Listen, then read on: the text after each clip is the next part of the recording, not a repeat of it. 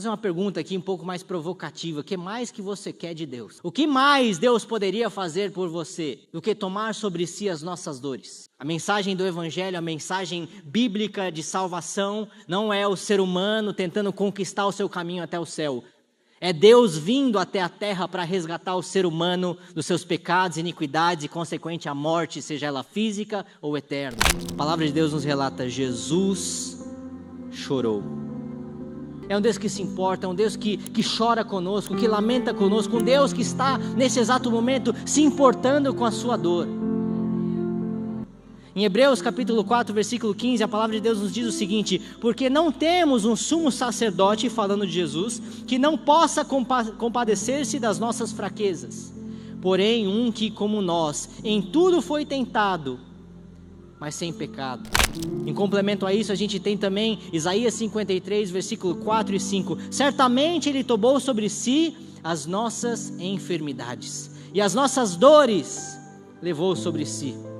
E nós o reputávamos por aflito, ferido de Deus e oprimido. Mas Ele foi traspassado pelas nossas transgressões e moído pelas nossas iniquidades. O castigo que nos traz a paz estava sobre Ele, pelas suas pisaduras fomos sarados. Vou fazer uma pergunta aqui um pouco mais provocativa. O que mais que você quer de Deus? O que mais Deus poderia fazer por você do que tomar sobre si as nossas dores?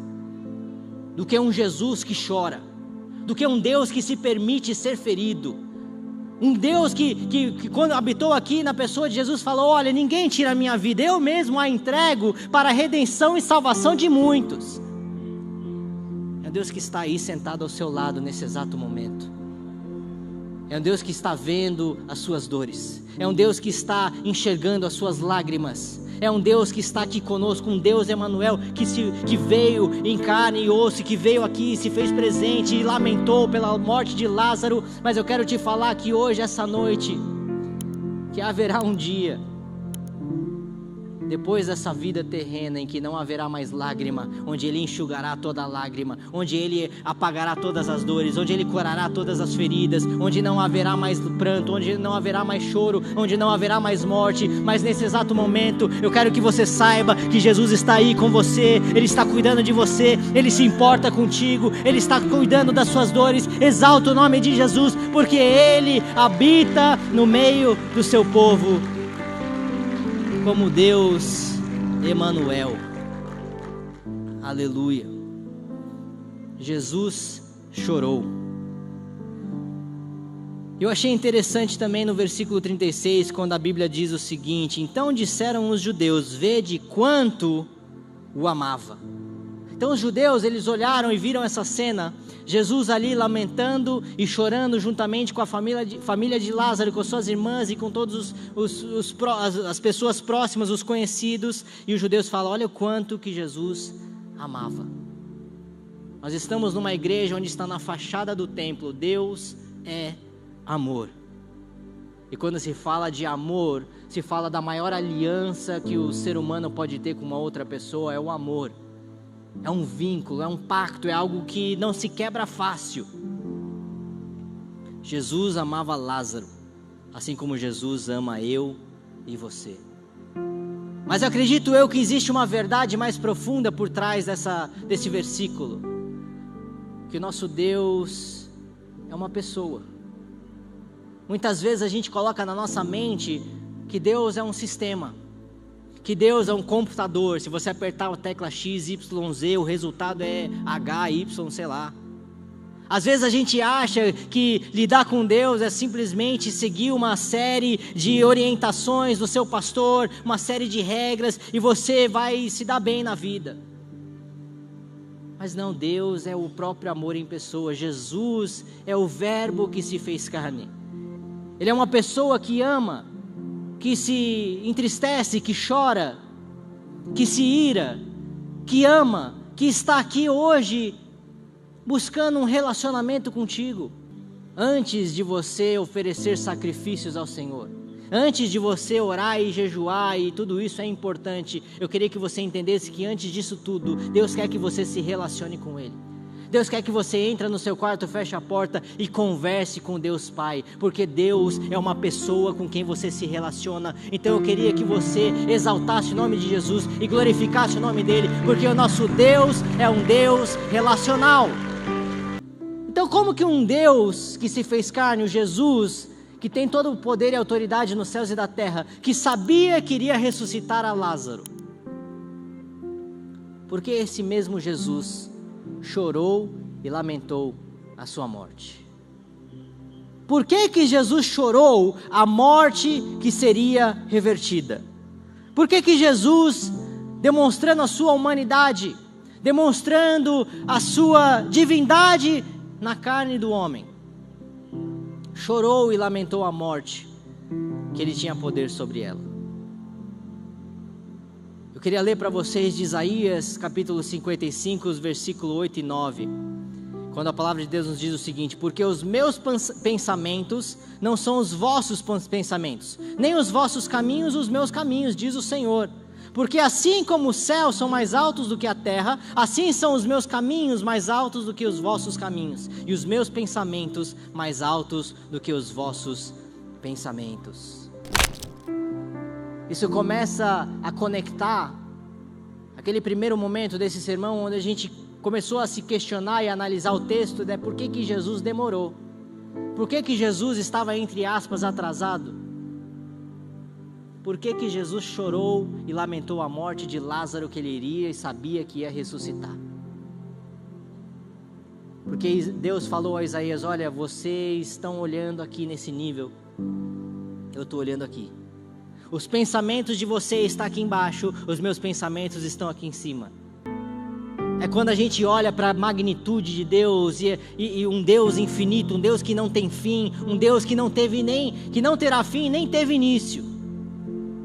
A gente até consegue compreender algo que não terá fim. Quando a gente morrer aqui nessa terra, a gente vai ressuscitar e viver para sempre, sem fim, com Jesus. Agora pensa em algo que não teve início, aí você não vai dormir à noite. Mas é nesse aspecto que eu começo a entender aquilo que Jesus estava falando. Olha,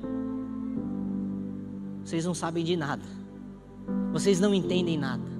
O tempo de Deus não é o nosso tempo, a visão de Deus não é a nossa visão, os nossos pensamentos não são tão altos quanto os pensamentos de Deus. Então, quando a gente começa a colocar isso em perspectiva, a gente começa a entender essa passagem de Lázaro, onde Jesus recebe a notícia: olha, Lázaro está mal, ele vai morrer se você não fizer nada. Eles já tinham visto Jesus curar tantos enfermos, já tinham visto Jesus curar um cego de nascença, um paralítico de nascença, mas eles nunca tinham visto Jesus ressuscitar um defunto. Eles nunca tinham visto o Deus que se fez carne falar, não apenas com palavras, mas com ações e atitudes que falam muito mais alto que qualquer palavra, que o poder da vida e da ressurreição está nas mãos de Jesus Cristo. Jesus Cristo fala: eu sou a ressurreição e a vida, e aquele que crer em mim, ainda que morra, viverá.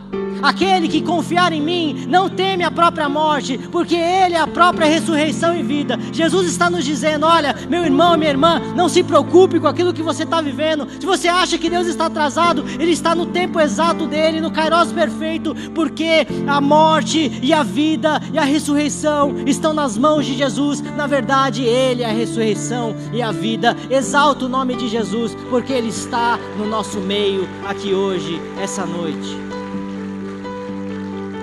Aleluia. São por esses motivos que a gente olha para um texto como esse com lógica humana, com olhares humanos, e a gente não entende muitas vezes que a autoridade de Cristo é sobre a vida e a morte. E Jesus não atendeu o chamado daqueles que foram, entre aspas, lhe incomodar 2 dias antes, porque Ele falou: olha, chegou o momento de eu mostrar para todos que eu sou o Deus encarnado, que eu sou a própria ressurreição e a vida, que a autoridade, toda a autoridade nos céus e da terra estão nas minhas mãos. E Lázaro apenas descansa, apesar de ele estar fisicamente morto. E claro que o texto ele aponta para a vida eterna. Todos os milagres que Jesus realizou, eles apontam para o mundo espiritual e para a vida eterna.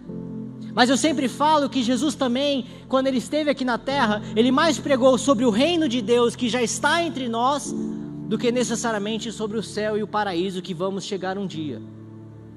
Então, quando falamos sobre um Jesus que tem o poder da vida e da morte nas suas mãos, um Jesus que representa a própria ressurreição e a vida, nós estamos falando não apenas sobre questões da eternidade, da vida após a morte, mas também da vida em abundância aqui na terra. E é por isso que eu trago de volta, que eu não enxergo apenas a vida de Lázaro aqui. Eu não enxergo apenas em João 11, Deus falando sobre a ressurreição dos mortos, que predizia também a sua própria morte e ressurreição.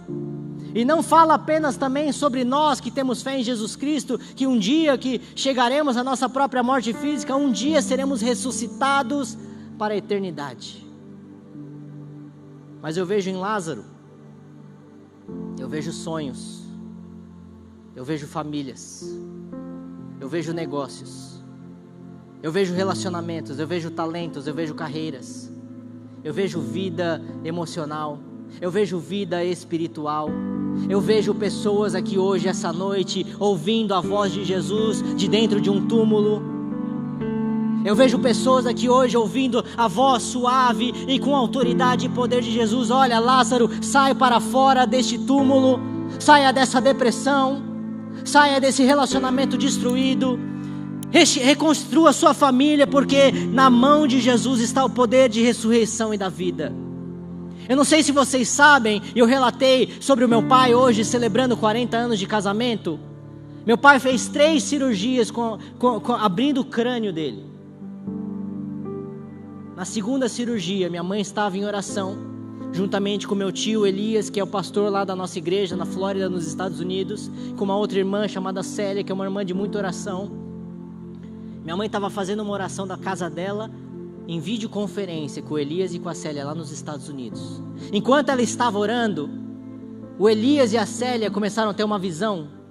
E o Elias, o meu tio, que é pastor da nossa igreja lá nos Estados Unidos, ele começou a falar: Lázaro, sai para fora, Lázaro, sai para fora. Tinha um cuidador que a gente contratou para cuidar do meu pai lá no hospital. Ele estava fora da sala de cirurgia, ao lado da porta. E no exato momento, acho que era 1h30, 2 da manhã, minha mãe em oração, meu pai fazendo a cirurgia de uma sexta-feira para o sábado, eu tentando dormir, mas quase não conseguindo ali, porque eu sabia que era um risco grande de vida. O cuidador teve uma visão de Lázaro saindo do túmulo. Meu pai está vivo porque Deus tem o poder da vida e da ressurreição em suas mãos. Mas sabe o que isso tem a ver com você? Que Deus quer ressuscitar aqui hoje a sua família.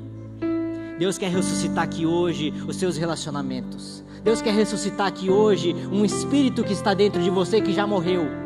Quem sabe você chega na igreja de corpo presente. Quem sabe você hoje está em depressão, em angústia. Quem sabe hoje a sua família está destruída. Quem sabe hoje você não sonha mais. Quem sabe hoje você enterrou os seus talentos. Mas essa noite Jesus está chamando para fora do túmulo o Lázaro que morreu na sua vida.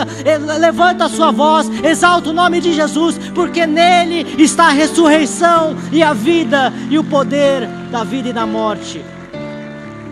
Nas mãos de Jesus Cristo.